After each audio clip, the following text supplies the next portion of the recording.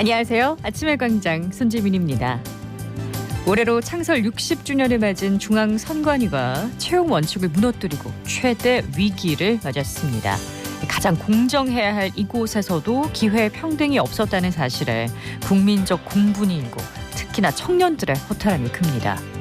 청년이 바라는 상식과 공정을 우리 사회는 알고 있는지 오늘 MG 티키타카에서 이야기 나눠보고요. 현장 리포트에서는 수성구 자매도시 특산물 판매 현장을 찾아봅니다. 6월 9일 금요일입니다. 아침의 광장, 오늘도 시사 비타민 알차게 챙겨드립니다. 먼저 이 시각 교통 상황과 날씨 알아보죠. 윤가영 리포터. 네, 먼저 고속도로입니다. 중부내륙고속도로는 양방향으로 서대구 영업소에서 성선아들목까지 잠시 속도 줄이고 이후 원활하겠고요.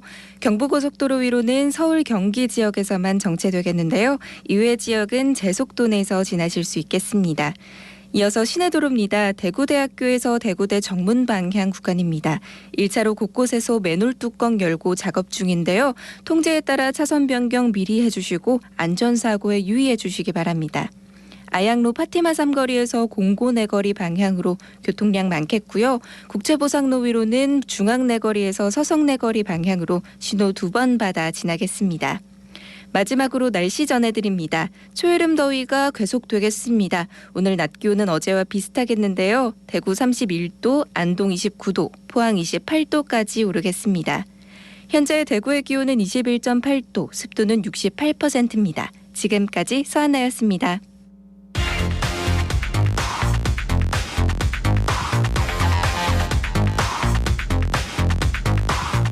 빠르고 정확하게, 명쾌하고 날카롭게 대구 경북의 오늘을 보는 KBS 대구 아침의 광장과 함께하고 계십니다. 대구 경북의 조간 브리핑으로 이어갑니다. 오늘 아침 뉴스 영남일보 이남영 기자와 함께합니다. 안녕하세요. 네, 안녕하세요. 네, 오늘 첫 소식 볼까요? 네, 지난 3월 대구의 한 대학병원에서 아이를 갓 출산한 산모 A씨가 갑자기 사라지는 일이 발생했습니다. 이후 산모가 아닌 여성 B씨가 자신의 호적에 출생신고를 한 뒤 본인의 아이의 엄마라며 아이를 찾으러 오는 황당한 일도 벌어졌는데요. 경찰은 수사 끝에 이 여성을 구속하기로 결정했다고 합니다. 그리고 사건 관련자 8명도 추가로 입건해서 수사를 진행하고 있습니다. 네, 사건 개요를 좀 정확히 구체적으로 볼까요? 네, 이 A씨는 산후조리 등을 이유로 아이를 병원에 남겨둔 채 퇴원을 했다고 합니다. 열흘이 넘게 흐른 뒤 산모 A씨가 아닌 B씨가 병원을 찾아와서 아이를 이제 달라고 했다고 합니다. B씨는 자신의 호적에 출생신고가 돼 있다고 주장하면서 아이를 데려가겠다고 한 건데요. 네. 병원 관계자가 산모가 아닌 다른 여성이 아이를 찾으러 온 것을 수상하게 여겨 경찰에 신고를 했습니다. 신고를 접수한 경찰은 곧바로 수사에 나섰고요. 경찰이 확인한 결과 A씨는 출산을 위해 병원에 입원하면서 B씨의 이름과 주민등록번호 등을 사용했다고 합니다. 주민등록번호까지 충격적인데 혹시 대리모 같은 거였나요? 네, 경찰이 출산한 산모 A씨와 아이를 데리러 온 B씨를 조사한 결과 이 둘이 오래전 인터넷을 통해서 알게 됐고 연락을 하고 지낸 사이라고 진술을 했다고 합니다. A씨는 아이를 키울 형편이 되지 않아서 출산 전부터 부담감을 가지고 있는 상태였다고 하고요. 네. B씨는 A씨에게 병원 진료비 등을 지원해주면서 출산 후 자신이 아이를 키우겠다라고 말을 한 것으로 알려졌습니다. 대리모 의혹이 불거졌지만은 사실은 아닌 것으로 밝혀졌는데요. 네. 경찰이 B씨의 남편 DNA를 채취해 확인한 결과 친자가 아닌 것으로 나타났기 때문입니다. 네, 그럼 이들에게는 어떤 죄목이 적용이 됐나요? 대구경찰청이 조사한 결과 이제 아이를 데리러 온 B씨에게 아동복지법상 아동매매 혐의와 건강보험법 위반, 공정증서 원본부 실기죄 등 혐의를 적용했다고 합니다. 그래서 지난 5일에 구속을 했다고 하고요. 또 실제 아이를 출산한 친모 외에도 사건 관련자 8명이 추가로 입건돼 수사가 진행 중입니다.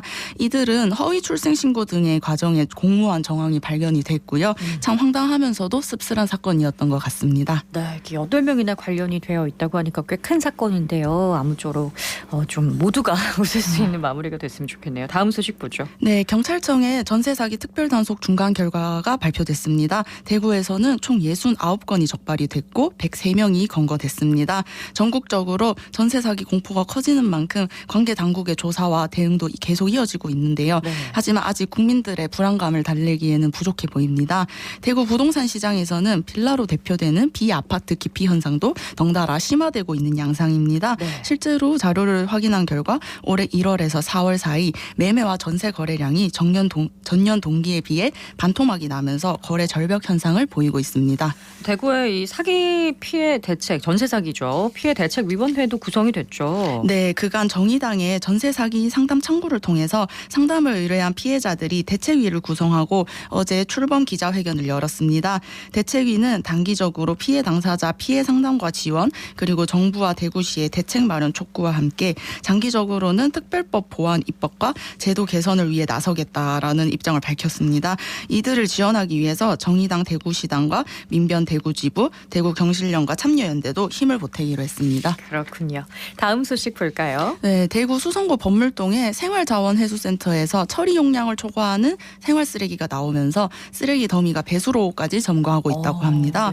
네. 2018년 2월에 문을 연 이 센터는 도시철도 3호선 차량기지 옆 5,700제곱미터 부지에 하루 40톤의 재활용 생활쓰레기를 처리할 수 있는데요. 네. 배달 음식 주문과 일회용품 사용이 급격히 증가하면서 포화 상태에 이르는 상태라고 합니다. 대안이 있을까요? 네, 수성구가 이 가림막 설치 등 갖가지 대안을 검토를 하고는 있지만 상황을 해결하기는 어려운 실정인 것 같습니다. 왜냐하면 이 일대가 그린벨트, 즉 개발 제한 지역이라 적재 공간 추가 건립도 어려운 상황이라고 합니다. 이게 그린벨트여가지고 개발 제한 지역이니까 추가적인 고민이 좀 필요할 것 같습니다. 오늘 소식 여기까지 듣겠습니다. 오늘 아침 뉴스 영남일보 이남현 기자였습니다. 고맙습니다. 네, 감사합니다. 안녕하세요. 저는 대구 해와여자고등학교 반가은입니다. 이번 6월 2023년 대구 청소년 연극제가 열렸는데요.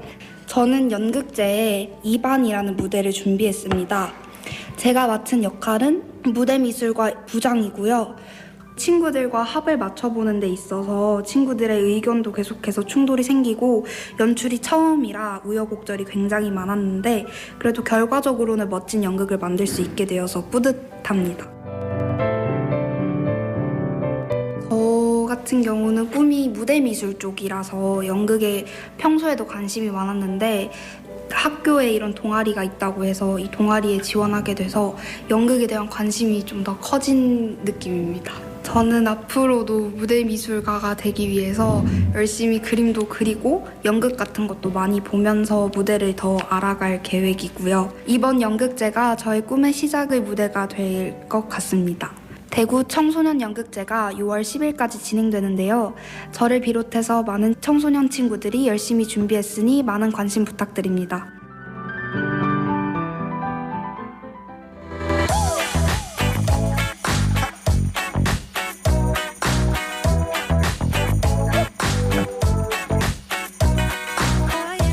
MZ세대들은 정치와 사회 이슈, 삶의 문제를 어떻게 바라보고 풀어갈까요? 젊은 그들의 생각을 펼쳐보는 MZ 티키타카. 오늘은 청년들이 분노하는 부모 찬스, 또 공정과 상식을 바라보는 기준을 놓고 이야기 나눠보겠습니다. 청년정의당 대구시당 임아연 위원장, 전국 대학 학생회 네트워크 김상전 정책국장 나오셨습니다. 두 분 안녕하세요. 네, 반갑습니다. 네, 반갑습니다. 선관위 간부들의 자녀가 선관위에 특혜 채용됐다는 특별감사 결과가 나온 지 한 열흘 정도 됐습니다. 지금까지 흘러온 상황을 보면서 어떤 생각을 먼저 하셨을까요? 네, 저는 선관위가 지금 보니까 감사원의 감사 대상이냐 아니냐가 지금 그걸 놓고 좀 이슈죠. 시끄러운 것 같은데요. 네. 그러나 저는 어느 기관이 이 사안을 수사하느냐가 중요한 게 아니라고 생각하고요. 엄격한 청렴성이 필요한 정부 기관인 선관위에서 전방위적인 채용 비리가 터졌다는 게 중요한 것이고 네. 이 같은 비리가 선관위뿐만 아니라 그동안 반복돼 왔다는 것이 좀 중요하다고 봅니다. 지금 당장의 선관위 아빠 찬스가 그것을 어느 기관이 수사할 것이냐에 초점을 둘 게 아니라 앞으로 이런 일이 벌어지지 않도록 할 근본적 대책의 재발 방지가 중요하다. 거기에 핵심이 있다고 봅니다. 저는 이렇게 좀 끊임없이 이어지는 채용 비리를 왜 근절하지 못하는가. 사실 그 질문에 대한 답변은 못하는 게 아니라 안 하는 네, 것이 네. 아닐까 하는 근본적인 생각이 문제를 들었습니다. 짚어주셨어요. 사실 기회의 평등이 없다는 점은 청년들이 매번 좀 분노하는 지점인데 네. 과거부터 지금까지 변한 게 하나도 없는 것 같습니다. 고위직에 있는 사람들이 자식의 미래나 성공을 위해서 이런 자신의 지위를 이용하고 수단과 방법을 가리지 않는 것을 좀 여러 번 봐왔던 것 같고 특히 공정함에 가장 큰 가치를 둬야 할 선거관리위원회에서 이런 일이 터졌다는 것은 더 놀라운 일인 것 같습니다. 네, 아까 그 엄격한 청렴함 굉장히 인상적이었어요. 예, 그리고 사실 고인물이 엄청나게 지금 고여 있는 상황이라 이런 문제가 발생하는 거죠. 사실. 그래도 하나도 안 바뀌진 않지 않았을까라는. 바뀌어야죠. 바뀌어야죠, 앞으로. 네, 네. 그 20대 청년들이 특히나 취업 준비를 하다 보면은 이런 아빠 찬스에 관한 기사 같은 걸 보면 굉장히 좀 피폐함을 느낄 것 같은데 그런 거를 이야기하는 분들이 주변에 좀 있나요?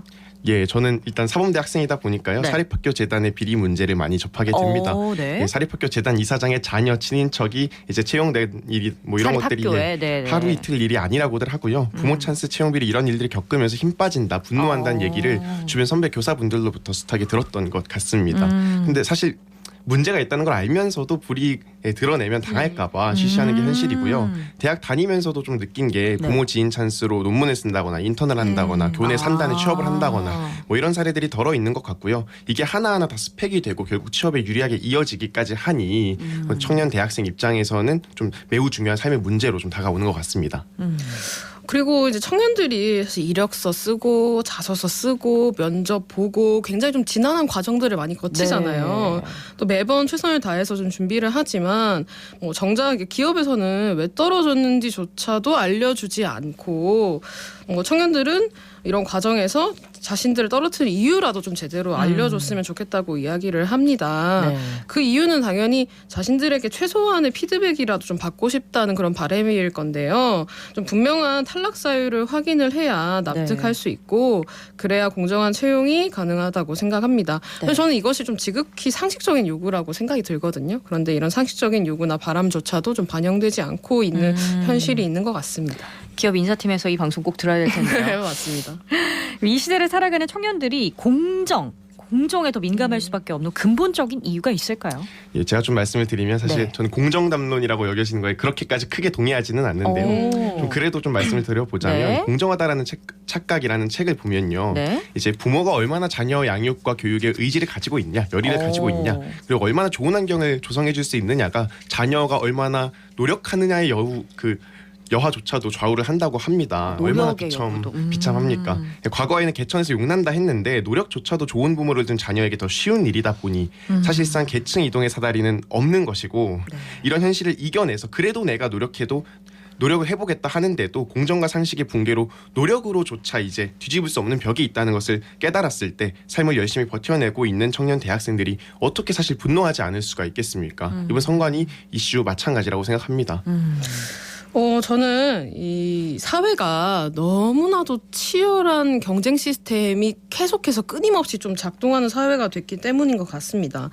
무한 경쟁을 좀 시켜놨고, 그런데 출발선은 다르고 그 안에서 살아남는 청년, 뭐 혹여나 이렇게 빽 있는 청년에게만 주어지는 찬스를 많이 누릴 수 있는 그렇죠. 청년들. 그런 청년들에게만 주어지는 게 기회라면 사실 우리 사회가 청년들에게 보여줘야 할 희망이나 미래는 좀 없는 게 아닐까. 특히 이제 과거부터 국회의원 고위직에 있으신 분들이 좀 아무 문제 의식이 없이 이런 채용 비리나 혹은 뭐 입시 비리와 같은 일들을 좀 해 나갔다는 것에 대해서 과연 청년들에게 이게 얼마나 가슴 아픈 일인지 또 얼마나 상실감을 불러일으키는지에 대해서 좀 공감 자체를 못 하시는 게 아닐까 그런 생각이 문제의식이 듭니다. 없다. 그렇죠. 예, 사실 제일 문제의식을 느껴야 할 그런 분들이 그렇죠. 아무런 문제의식을 그렇죠. 못 느끼고 되레 자기들이 더 열렬히 이런 비리들을 저지른다는 게 굉장히 큰 문제라고 저는 생각을 하고요. 맞습니다. 정치권이 분명하게 반성을 해야 한다. 이 같은 아빠 찬스 비리가 터졌을 때마다 정치권이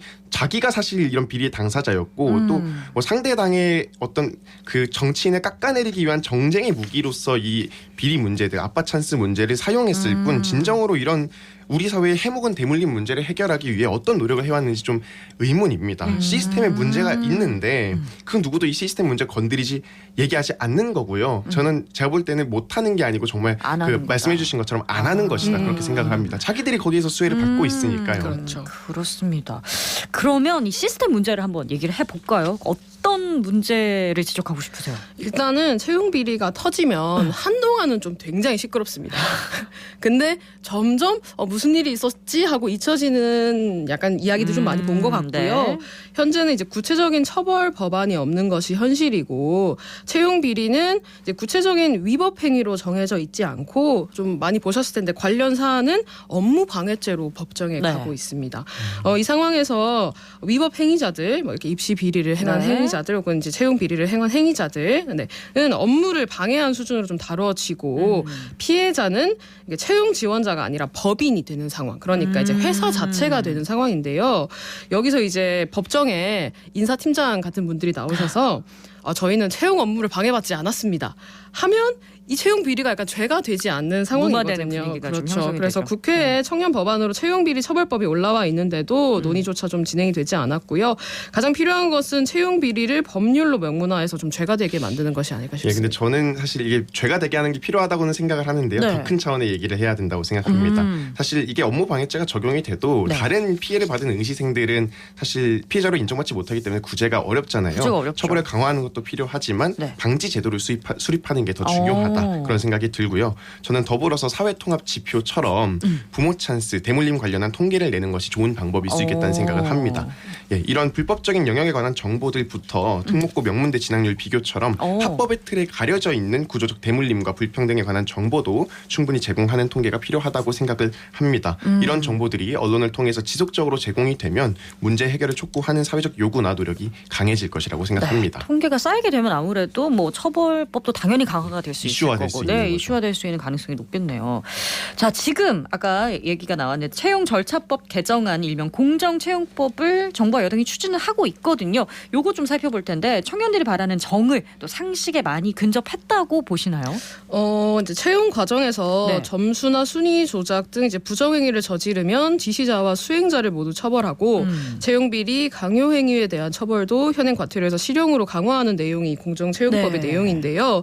사실 공정채용법은 이제 전부 개정하겠다는 현행 법률이 또한 마찬가지로 30명 미만 사업장에는 적용되지 않고 실제 개정한 내용에는 이런 인원 제한에 대한 내용이 포함되어 있지 않습니다. 네. 공정채용이라는 것이 실제 다소 몇몇 대기업에만 적용이 되고 95%를 차지하고 있는 소규모 사업장에는 적용되지 않는다면 실제로 이것이 얼마나 공정한가는 조금 들여다볼 필요가 있지 않겠나 그런 생각이 듭니다. 저도 더불어서 뭐 같은 문제의식 공감하고요. 또 네. 이게 이번 정부뿐만 아니라 저번 정부 때부터 계속 논의가 되던 건데 아직까지 안 되고 있다. 이거에 좀 개탄스러움을 느끼고요. 지금 사실 국민의힘 소속의 조은희 국회의원께서 네. 그 선관위 아빠 찬스와 같은 사례를 막기 위해서 국가공무원법 그리고 공직자윤리법을 개정하기 위해서 노력 중이라고 하십니다. 보니까 이제 고위공직자가 재직하고 있는 기관 혹은 재직했던 기관에 이제 그 친인척이 채용되지 못하게 하는 것이 골자고요. 또 네. 채용이 되게 되면 그 정보를 등록 공개하는 것이 좀 골자인데요.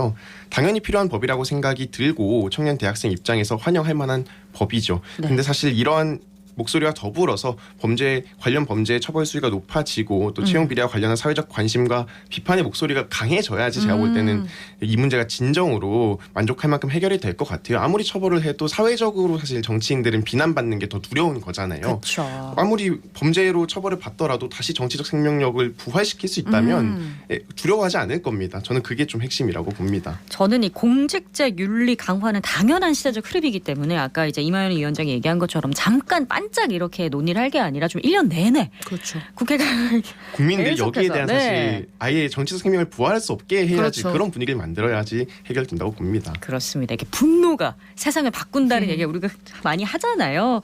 선관위 특혜 채용이 계기가 돼가지고 상식과 공정을 제대로 세우는 정말 기회다운 기회가 우리에게 주어지는 이런 세상을 만들기 위해서 어떤 변화가 더 필요하다고 보시나요? 저는 구조적 불평등, 대물림에 관심을 가져야 한다고 생각합니다. 단적으로 사실 교육 관련해서도 뭐 학군지 출신이 특목고생의 절반이 넘어가고 뭐 이런 상황인데 심각하지 않습니까? 네. 부모 찬스 문제 그런 사회 구조적 불평등에 관심을 가져야 온전히 해결할 수 있다고 보고요. 돈 많고 교육열 높은 부모 밑에서 자라지 않아도 네. 좀 이 학군지 아닌 데서 자라도 좋은 교육 받고 그렇게 해서 이제 성공할 수 있는 시대가 되어야 한다고 생각을 하고요. 또 더불어서 사실 누구나 좋은 환경에서 교육받고 사실 꼭 명문대 가서 대기업 입사하지 않아도 성공으로 평가받을 그쵸. 수 있는 사회가 네. 되기 위한 노력이 필요하다고 생각을 합니다. 사회 전반적인 분위기 자체가 또 네. 명문대, 대기업 이런 문화에서 좀 탈피를 해야 된다. 예, 동의합니다. 그런 다양해야죠. 생각을. 네.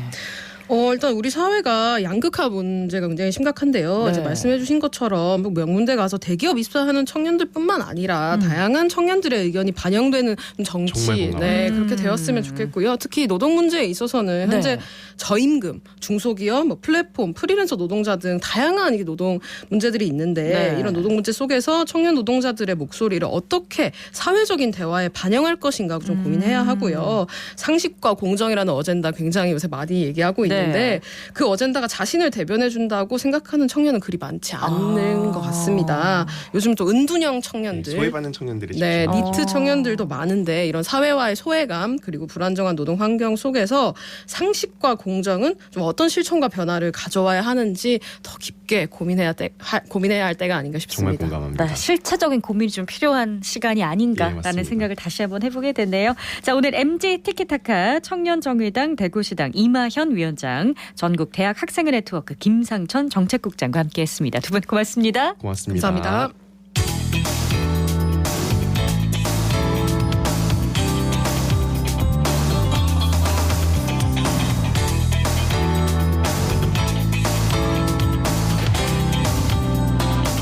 네, 경기 침체로 어려움을 겪는 영농인들을 위한 특별 판매 행사가 수성구청 광장에서 열리고 있습니다. 그 현장을 윤가영 리포터가 먼저 다녀왔습니다. 안녕하세요. 네, 안녕하세요. 수성구와 자매도시를 맺은 11개 지역에서 우수한 품질의 대표 특산물 100여 종과 먹거리를 수성구청 광장에서 선보이고 있습니다. 군위의 대추부터 울진의 돌미역, 영주 수삼, 예천 환우와 함께 수성구 새마을회 회원들은 먹거리 장터를 열었는데요. 제가 먼저 둘러보고 왔습니다. 이제 국수 넣어도 되겠지? 예. 국수에 양념 간장 만들고 있습니다. 우리 수성구에 자매도시 행사를 하고 있으니까 이 먹거리에 많이 드시러 오세요. 예, 오늘 국수 쫄깃쫄깃한 국수 맛있게 끓여 드리니까 많이 드시러 오세요. 수성구 자매도시 행사에 저희들이 새마을에서 먹거리 부스를 운영하고 있습니다. 부추, 목, 감주 이렇게 하고 있습니다. 울진요. 새우 5시 나왔죠. 자연산 돌미요. 바로 채취해가지고 저희가 다 말린 거. 끓이면 국물이 뽀얗게 나오고요. 오징어도 이제 당일발이 있고 배오징어 있고 방건조 있고. 햇볕을 많이 받아갖고 자라가지고 미역이 꼬들꼬들하면서 진짜 담백한 맛이 나오고요. 15,000원이요. 이제도 어떤 손님이 보고 미역 너무 좋다. 남자분이 사가셨어 벌써. 요 기름가자미라고 요거는 쪄서 잡숴도 맛있고 조림해도 맛있고 구워서 술안주로도 너무 좋아요. 맛이 굉장히 담백하거든요. 경남 거창에서 왔고요. 복수박부터 제철 나오는 과일, 보리수도 귀한 거 왔고요. 그리고 잡곡 여러 가지. 복수박은 깎아서 먹을 수 있고요. 자체가 당도가 높고 부드러워요. 잡곡은 강낭 콩부터 제철에 나오는 잡곡들을 조합으로 해서 이렇게 판매를 하는 거고요. 시중보다는 한 20-30%씩 살 겁니다. 오셔가지고 수박도 맛보시고 편안하게 즐기다 그렇게 가십시오. 영주시에서 왔습니다. 토종가시 오가피, 풍기 인삼, 영주 황기, 풍기 지역에서 생산되는 여러 가지 약용 진열되어 있습니다. 시민 여러분, 영주시 농산물 많이 애용해 주세요. 서비스도 잘 해드리겠습니다. 네, 뭐 수박, 가시오가피 지역의 특산물이 거의 다 나온 것 같은데 네. 시중가보다 더 저렴하다고 하니까 알뜰한 장보기를 할 수 있겠는데요? 네, 맞습니다. 농민과 소비자가 직접 거래를 하기 때문에 최대 20% 정도 저렴한 가격에 좋은 품질의 특산물을 구매할 수 있는데요. 벌써 소문을 듣고 찾아온 시민들도 만나봤습니다. 요 근처에 주차하다가 이제 여기 하는 거 보고 왔어요. 현미 구매했어요. 뭐 괜찮은 것 같아요. 여주한 이런 것도 있어가지고 구매하려고 지금 하고 있어요. 수성구청에서 홍보도 많이 하고 얼굴이 너무 좋은 것 같아요. 다소 요 자체는 여성들한테 너무 좋아요. 제가 이걸 끓여 먹고 하니까 갱년기도 많이 없고 그냥 지나가고 괜찮아요. 가격도 저렴하고 뭐 장보는 방법이 있다면 이런 행사할 때 와가지고 지역 상품을 저렴하게 사는 게 그게 방법이 아닐까요? 네, 제가 어제 예천이라고 크게 적힌 트럭을 보고 막 네. 총총총총 달려가서 한우를 샀었는데요. 이런 직거래 장터에 있으면 멀리서도 저는 뭐 회사 근처라서 갔었는데 꼭 네. 찾아오는 분들이 있더라고요. 행사 언제까지 열리나요? 아쉽게도 오늘까지입니다. 오늘 오전 10시부터 오후 6시까지 진행을 하는데요. 물건이 다 소진이 될 수가 있어요. 소진이 되기 전에 미리 방문해 보시는 것도 좋을 것 같고요. 수성구 자매도시 특산물 판매 행사, 이번 행사를 기획한 담당자도 만나봤습니다. 수성구청 홍보소통과에서 근무 중인 주무관 방승억입니다. 저희 수성구 자매도시 특산물 판매 행사는 자매도시 특산물 직거래 판매 홍보를 통해서 도시간 교류 협력을 도모하기 위해 지난 2008년부터 매년 개최하고 있고 올해로 이제 16회째 맞이하고 있습니다. 중간 도매 없이 산지 직송으로 판매하기 때문에 약 20% 정도 저렴하게 판매 중입니다. 지난 5월 저희 수성구와 새롭게 자매 계획을 맺게 된 의성군에서 참여하게 되어서 더욱 다채로운 농특산물을 주민들에게 제공해드리고 있습니다. 먹거리에 대한 불신이 커지는데 수성구청에서 직접 보증하는 싱싱하고 우수한 특산물입니다. 많이 방문하셔서 저렴하게 구매하시고 안심하고 드시기 바랍니다. 네, 특산물 100여 종과 먹거리, 뭐 국수라던가 무기라던가 이런 것도 많아서 참 장터를 보기 즐거웠는데요. 오늘 수성구 자매도시 특산물 판매 행사 소식 전해드렸습니다. 수성구뿐 아니라 지역 곳곳에서도 이 영농인과 소비자가 상생하는 장터가 많이 마련됐으면 하는 바람입니다. 네, 최근에도 이 군이 편입을 환영하는 군의 특산물 직거래 장터가 열렸어가지고 저도 네. 방문을 했었는데요. 이런 직거래 장터가 정말 윤가영 리포터 말처럼 더 많이 생겨서 영농인들도 웃고 우리 소비자들, 도심에 있는 소비자들도 웃을 수 있는 그런 자리가 많이 마련됐으면 좋겠네요. 오늘 윤가영 리포터 소식 잘 들었습니다. 고맙습니다. 고맙습니다. 네, 오늘 대구와 경북 지역은 다소 덥겠습니다. 낮 최고 기온이요. 대구는 31도까지 오르고요. 포항 28도, 안동 29도로 예상합니다. 이 정도면 초여름 더위라고 봐도 되겠죠. 주말에도 30도 안팎까지 기온이 오르면서 더운 날씨가 이어질 예정이라고 합니다. 주말 다가오는데요. 주말 이용해서 바깥 활동 또 나들이를 계획하신다면 초여름 더위에 대비하셔야겠습니다. 6월 9일 아침의 광장이 준비한 소식은 여기까지입니다. 주말 잘 보내시고요. 저는 월요일에 다시 돌아오겠습니다. 고맙습니다.